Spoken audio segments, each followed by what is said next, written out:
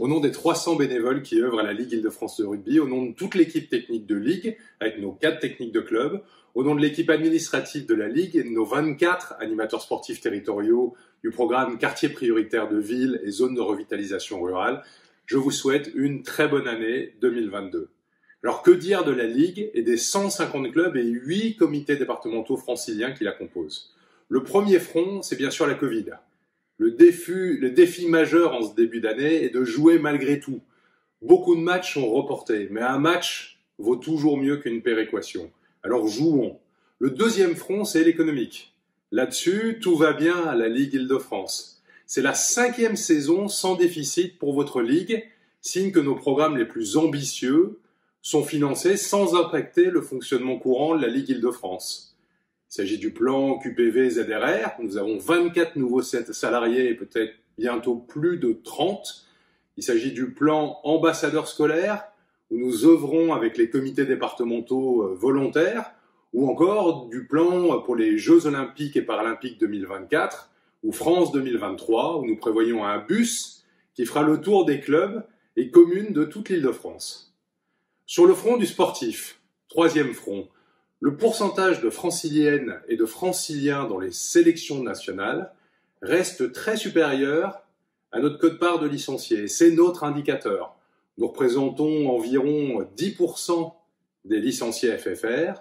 Le nombre de franciliens dans les équipes de France, franciliens et franciliennes dans les équipes de France, dans nos sélections nationales, oscille entre 12 et 25%, avec une très belle représentation dans le rugby à 7, notamment, qui est l'une de nos priorités. Nous sommes au soutien de toutes nos équipes de France. Toujours sur le front du sportif, nous avons passé les 1700 éducateurs diplômés pour 150 clubs en Île-de-France ou en cours de formation. À titre de référence, on était à 1450 il y a 2 ans. Donc c'est une croissance de près de 20% du nombre d'éducateurs diplômés ou en cours de formation, sachant que c'est un vrai enjeu puisqu'on sait, vous savez que la qualité de l'encadrement est clé pour la fidélisation des licenciés. Quatrième front, c'est le front de l'éducatif. La croissance dans les écoles de rugby, elle est considérable, elle est de l'ordre de 30%. Le baby rugby, qui est bien sûr un des leviers de la croissance, représente un tiers de cette croissance. Donc c'est positif de voir que toutes les catégories, y compris les moins de 14, sont à la hausse. Toujours sur l'éducatif, nous avons renforcé notre travail scolaire avec l'équipe technique de Ligue et notre programme ambassadeur scolaire. Plus de 100, l'objectif est d'avoir 100 ambassadeurs scolaires qui nous aident à travailler avec le monde scolaire, qui sont des professeurs des écoles. En année normative, avant Covid, nous formions environ 100 à 150 professeurs des écoles par saison. À mi-saison, nous sommes à plus de 400 professeurs des écoles formés et espérons passer le cap des 1000 professeurs des écoles. Cinquième front, c'est le front du citoyen. Nous sommes passés de 3 sections rugby santé ou rugby adapté à 17 sections qui sont créées ou en cours de création sur un total de 150 clubs en Île-de-France. C'est donc plus de 11% des clubs qui sont engagés en matière de rugby santé ou de rugby adapté.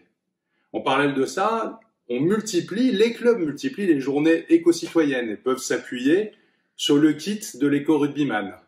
On prévoit aussi d'organiser 10 journées intitulées du stade vers l'emploi pour les chômeurs longue durée afin d'organiser un retour vers l'emploi en utilisant le rugby. Et enfin, on a notre programme phare, le programme Quartier prioritaire de la ville et zone de revitalisation rurale.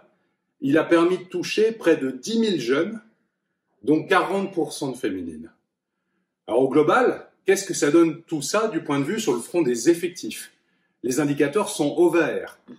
Au 5 janvier, comparé à la même date la saison passée, nous avons une croissance de 16,4% du total des licenciés si on compare à la même date de la saison 2021, dont 28% de croissance simplement pour les féminines.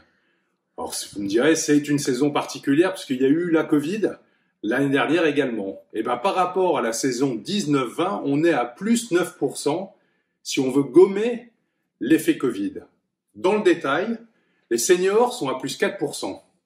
Les écoles de rugby, on l'a vu, sont à plus 30%. Le loisir, qu'il s'agisse du rugby à 5 ou du rugby à 15 avec plaquage, est à plus 58%. Tout va donc globalement bien. Pour autant, il y a 3 sujets, outre la Covid bien sûr, 3 sujets d'inquiétude. Le premier, ce sont les arbitres. Même si nous y sommes globalement parvenus, nous sommes trop justes, encore trop justes, pour couvrir toutes les rencontres. Le deuxième sujet d'inquiétude sont les cadets, cadettes et juniors. Nous sommes à moins 5%. Et si on faisait référence à la saison 19-20, on serait même à moins 11%. Et le troisième sujet d'inquiétude sont les effectifs seniors en réserve promotion honneur, avec trop de matchs annulés. Ces 3 chantiers sont donc prioritaires. Et les clubs doivent comprendre l'enjeu stratégique qu'ils représentent. Même si les obligations ne sont plus au rendez-vous, ou si l'application de la charte d'arbitrage a été allégée.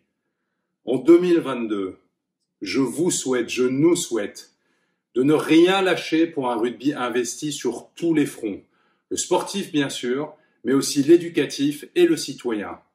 De sonner la mobilisation générale des clubs sur les catégories jeunes pour relancer les effectifs et relancer des équipes en propre quand c'est possible, chaque fois que c'est possible.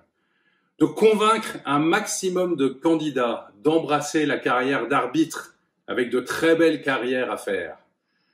Et enfin de remplumer nos équipes réserves en promotion honneur en particulier.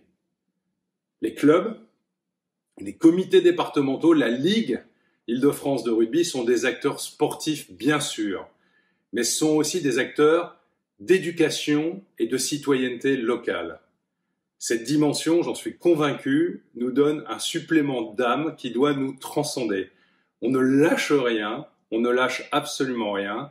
Belle année à tous et forza pour toutes et tous.